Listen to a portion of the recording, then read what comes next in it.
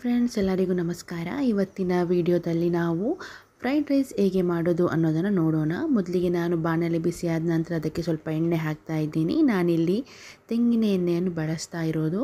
So ಈ ತೆಂಗಿನ ಎಣ್ಣೆ ಬಿಸಿಯಾದ ನಂತರ ಇವಾಗ ಸ್ವಲ್ಪ ಕರಿಬೇವನ್ನು ಹಾಕಬೇಕು. ಅದಾದ ನಂತರ ಕಟ್ ಮಾಡಿರುವಂತಹ ಈರುಳ್ಳಿಯನ್ನು ಹಾಕ್ಕೊಂಡು ಚೆನ್ನಾಗಿ ಈ ಥರ ಎಣ್ಣೆಯಲ್ಲಿ ಬಾಡಿಸ್ತಾ ಇರಬೇಕು. ಸ್ವಲ್ಪ ಚೆನ್ನಾಗಿ ಬಾಡಿಸ್ಕೊಂಡು ತುಂಬ ಬ್ರೌನ್ ಆಗುವಂತಹ ಅವಶ್ಯಕತೆ ಇಲ್ಲ, ಲೈಟಾಗಿ ಹುರ್ಕೊಂಡ್ರೆ ಸಾಕಾಗುತ್ತೆ. ಸೊ ಇದು ಫ್ರೈ ಆದ ನಂತರ ನಾನು ಇದಕ್ಕೆ ಅಂದರೆ ಜಾಸ್ತಿ ಅಲ್ಲ, ಸ್ವಲ್ಪ ಚೆನ್ನಾಗಿ ಫ್ರೈ ಆಗಬೇಕಾಗುತ್ತೆ. ಸೊ ಫ್ರೈ ಆಗ್ತಾ ಇದೆ, ನೋಡ್ಬೋದು ನೀವಿಲ್ಲಿ. ಆ ಎಣ್ಣೆಯಲ್ಲಿ ಚೆನ್ನಾಗಿ ಈರುಳ್ಳಿಯನ್ನು ಫ್ರೈ ಮಾಡ್ಕೊಳ್ಳಿ, ಬ್ರೌನ್ ಆಗಬಾರ್ದು. ಇವಾಗ ನಾನು ಇದಕ್ಕೆ ಸ್ವಲ್ಪ ಕಟ್ ಮಾಡಿರುವಂತಹ ಟೊಮ್ಯಾಟೊವನ್ನು ಹಾಕ್ತಾಯಿದ್ದೀನಿ. ಟೊಮ್ಯಾಟೊ ಹಾಕ್ಕೊಂಡು ಚೆನ್ನಾಗಿ ನಾವು ಫ್ರೈ ಮಾಡ್ಕೊಳ್ಳೋಣ. ಟೊಮ್ಯಾಟೊನ ಹಾಕ್ಕೊಳ್ಬೇಕು, ಜಾಸ್ತಿ ಹಾಕ್ಕೊಳ್ಬೇಕಾಗಿಲ್ಲ. ಒಂದು ಸಣ್ಣಗೆ ಇರುವಂತಹ ಟೊಮ್ಯಾಟೊನ ನಾನಿಲ್ಲಿ ತೆಗೆದು ಅದನ್ನು ಚೆನ್ನಾಗಿ ತೊಳ್ಕೊಂಡು ಕಟ್ ಮಾಡಿ ಇಲ್ಲಿ ಹಾಕಿರುವಂಥದ್ದು. ಇವಾಗ ಇದು ಚೆನ್ನಾಗಿ ಇದನ್ನು ನಾವು ಫ್ರೈ ಮಾಡ್ಕೋಬೇಕಾಗತ್ತೆ.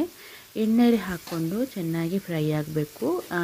ಟೊಮ್ಯಾಟೊ ತುಂಬ ಸಿಪ್ಪೆ ಬಿಡೋ ತನಕ ನಾವು ಮಾಡಿದ್ರೆ ತುಂಬಾ ಒಳ್ಳೆಯದು. ಆಮೇಲೆ ಅದಕ್ಕೆ ರುಚಿಗೆ ಅಂದರೆ ಅದು ಎಣ್ಣೆಯಲ್ಲಿ ಟೊಮ್ಯಾಟೊ ಮತ್ತು ಈರುಳ್ಳಿ ಚೆನ್ನಾಗಿ ಫ್ರೈ ಆಗಲಿಕ್ಕೋಸ್ಕರ ಸ್ವಲ್ಪ ಉಪ್ಪನ್ನು ಹಾಕ್ತಾ ಇದ್ದೇನೆ. ಉಪ್ಪನ್ನು ಸ್ವಲ್ಪ ಹಾಕಿದರೆ ಚೆನ್ನಾಗಿ ನಿಮಗೆ ಟೊಮ್ಯಾಟೊ ಫ್ರೈ ಆಗುತ್ತೆ. ಅದಕ್ಕೋಸ್ಕರ ನಾನಿಲ್ಲಿ ಟೊಮ್ಯಾಟೊನ ಈ ಥರ ಉಪ್ಪು ಹಾಕಿ ಫ್ರೈ ಮಾಡ್ತಾ ಇರೋದು. ಆಮೇಲೆ ಕಟ್ ಮಾಡಿರುವಂತಹ ತರಕಾರಿ ಏನಿದೆ ನೋಡಿ, ಅದನ್ನು ನಾನಿಲ್ಲಿ ಹಾಕ್ತಾ ಇದ್ದೀನಿ. ನಾನಿಲ್ಲಿ ಬಟಾಣಿ ಕೂಡ ಹಾಕ್ಕೊಂಡಿದ್ದೇನೆ, ಮತ್ತು ನಾನು ಆ್ಯಡ್ ಮಾಡ್ತಾ ಇರುವಂಥದ್ದು ಇದಕ್ಕೆ. ಇವಾಗ ನಾನು ಕ್ಯಾರೆಟ್ ಮತ್ತು ಬೀನ್ಸನ್ನು ಹಾಕ್ಕೊಂಡು ಚೆನ್ನಾಗಿ ಈ ಥರ ಎಣ್ಣೆಯಲ್ಲಿ ಫ್ರೈ ಮಾಡ್ಕೊಳ್ತಾ ಇದ್ದೇನೆ. ಇದನ್ನು ಸ್ವಲ್ಪ ಹೊತ್ತು ನಾವು ಈ ಥರ ಫ್ರೈ ಮಾಡಿದ ನಂತರ ನಾನು ಇದನ್ನು ಬಟಾಣಿಯನ್ನು ಬೇಯಿಸಿಟ್ಕೊಂಡಿದ್ದೆ. ಅಂದರೆ ನಾನು ನಿನ್ನೆ ಇದನ್ನು ನೀರಲ್ಲಿ ಹಾಕಿದ್ದೆ ನೈಟಲ್ಲಿ. ಸೊ ಬೆಳಿಗ್ಗೆ ಇದನ್ನು ಚೆನ್ನಾಗಿ ಸ್ವಲ್ಪ ಉಪ್ಪು ಹಾಕಿ ಬೇಯಿಸ್ಕೊಂಡಿದ್ದೆ. ಅದನ್ನು ಇದಕ್ಕೆ ನಾನು ಹಾಕ್ಕೊಂಡಿದ್ದೇನೆ. ನೀವಿದ್ರೆ ಹಸಿ ಬಟಾಣಿ ಯೂಸ್ ಮಾಡೋದಾದರೆ ಇದಕ್ಕೆ ನೀವು ಅಂದರೆ ಬೇಯಿಸ್ಕೊಳ್ಳುವಂಥ ಅವಶ್ಯಕತೆ ಇಲ್ಲ, ಡೈರೆಕ್ಟಾಗಿ ನೀವು ತರಕಾರಿ ಜೊತೆ ಹಾಕ್ಕೋಬೋದು, ಬೀನ್ಸ್ ಮತ್ತು ಕ್ಯಾರೆಟ್ ಜೊತೆ.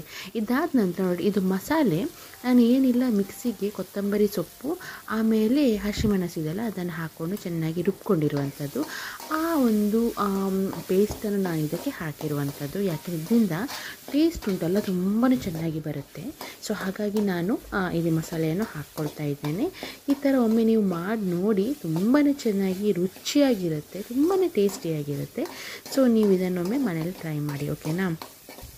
ಇವನ್ನೆಲ್ಲ ಇವಾಗ ಚೆನ್ನಾಗಿ ನಾವು ಈ ಥರ ಫ್ರೈ ಮಾಡ್ಕೋಬೇಕಾಗುತ್ತೆ. ಮಸಾಲೆದು ಹಸಿ ವಾಸನೆ ಏನಿದೆ ನೋಡಿ, ಅದೆಲ್ಲ ಚೆನ್ನಾಗಿ ಅಂದರೆ ಹೋಗಬೇಕು. ಅಂದರೆ ಅದು ಎಣ್ಣೆಯಲ್ಲಿ ಚೆನ್ನಾಗಿ ಫ್ರೈ ಮಾಡುವಾಗ ಹಸಿ ವಾಸನೆ ಹೋಗಬೇಕು, ಅಲ್ಲಿ ತನಕ ನೀವು ಇದನ್ನು ಫ್ರೈ ಮಾಡ್ಕೊಳ್ಬೇಕು. ಅದಾದ ನಂತರ ಇವಾಗ ನಾನು ಮೊಟ್ಟೆಗಳನ್ನು ಹೊಡೆದು ಇದಕ್ಕೆ ಹಾಕ್ತಾಯಿದ್ದೀನಿ. ನೀವು ಅಂದರೆ ಜಾಸ್ತಿ ಮೊಟ್ಟೆ ಇಷ್ಟ ಆಗುತ್ತೆ ಅಂತ ಹೇಳಿದರೆ ನೀವು ಜಾಸ್ತಿ ಮೊಟ್ಟೆ ಹಾಕ್ಕೋಬೋದು. ನಾನಿಲ್ಲಿ 3ರಿಂದ 4 ಮೊಟ್ಟೆಯನ್ನು ಮಾತ್ರ ಯೂಸ್ ಮಾಡ್ಕೊಳ್ತಾ ಇದ್ದೇನೆ. ಸ್ವಲ್ಪ ಅಂದರೆ ನಾನು ಅನ್ನ ಸ್ವಲ್ಪ ಕಡಿಮೆ, ಅಂದರೆ ಸ್ವಲ್ಪ ಕ್ವಾಂಟಿಟಿಯಲ್ಲಿ ಬೇಯಿಸ್ಕೊಂಡಿರುವಂಥದ್ದು. ಸೊ ಹಾಗಾಗಿ ನಾನಿಲ್ಲಿ 3 ಮೊಟ್ಟೆಗಳನ್ನು ಹಾಕ್ತಾ ಇದ್ದೇನೆ. ನಿಮಗೆ ಬೇಕಿದ್ದರೆ 4 ಅಥವಾ 5 ನೀವು ಹಾಕ್ಕೋಬೋದು. ಜಾಸ್ತಿ ಮೊಟ್ಟೆ ಇಷ್ಟಪಡ್ತೀರಾ ಅಂದರೆ 5 ಹಾಕ್ಕೋಬೋದು. ನೋಡಿ, ಈ ಥರ ಸ್ವಲ್ಪ ಗ್ಯಾಸ್ ಸ್ಲೋ ಮಾಡಿದ್ದೇನೆ ನಾನು. ಗ್ಯಾಸ್ ಸ್ಲೋ ಮಾಡಿ ಈ ಥರ ಸ್ವಲ್ಪನೇ ಕೈ ಆಡಿಸ್ಕೊಂಡು ಅದನ್ನು ಮಿಕ್ಸ್ ಮಾಡಿಕೊಂಡು ಮೊಟ್ಟೆಯನ್ನು ಒಂಥರ ಸ್ವಲ್ಪ ಬೇಯಿಸ್ಕೋಬೇಕಾಗುತ್ತೆ. ಒಂಥರ ಬುಜ್ಜಿ ಟೈಪಲ್ಲಿ ಮಾಡ್ಕೋಬೇಕಾಗುತ್ತೆ. ನೋಡಿ, ಈ ಥರ ಚೆನ್ನಾಗಿ ಸ್ವಲ್ಪನೇ ಮಿಕ್ಸ್ ಮಾಡ್ಕೊಳ್ತಾ ಅದನ್ನು ನಾವು ಫ್ರೈ ಮಾಡ್ಕೊಳ್ಳುವಂಥದ್ದು. ಇವಾಗ ನೀವು ನೋಡ್ಬೋದು, ನಾನಿಲ್ಲಿ ಸ್ವಲ್ಪನೇ ಹಾಕ್ಕೊಂಡು ಈ ಥರ ಫ್ರೈ ಮಾಡ್ಕೊಳ್ತಾ ಇದ್ದೇನೆ.